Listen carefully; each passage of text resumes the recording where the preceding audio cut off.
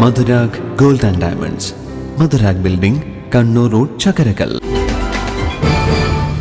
നവീകരിച്ച മട്ടന്നൂരിലെ വിശ്രമ മന്ദിരം ഉദ്ഘാടനത്തിനൊരുങ്ങി. 25-ന് വൈകുന്നേരം 3 മണിക്ക് വിനോദസഞ്ചാര വകുപ്പ് മന്ത്രി PA മുഹമ്മദ് റിയാസ് ഉദ്ഘാടനം ചെയ്യും.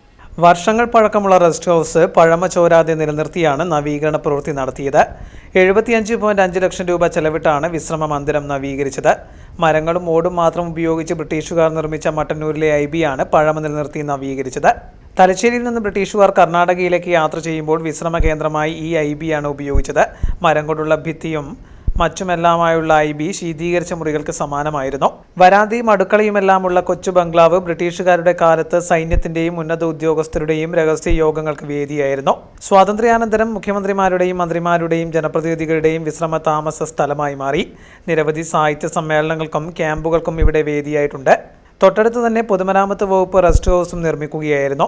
ബ്രിട്ടീഷുകാരുടെ കാലത്ത് ഉപയോഗിച്ച പഴയ കെട്ടിടം നിലനിർത്തി പുതുക്കി പണിയുകയും 6 മുറികളുള്ള പുതിയ കെട്ടിടം കൂടുതൽ സൗകര്യങ്ങളോടെ നവീകരിക്കുകയുമാണ് ചെയ്തത്. കെട്ടിടത്തിന്റെ പെയിന്റിംഗ്, ഫർണിഷിംഗ്, ഇന്റീരിയർ ഡിസൈനിംഗ് ജോലികൾ പൂർത്തിയാക്കി. പൊതുജനങ്ങൾക്ക് ഓൺലൈൻ ബുക്കിംഗ് വഴി ഇവിടെ താമസ സൗകര്യം ലഭിക്കും.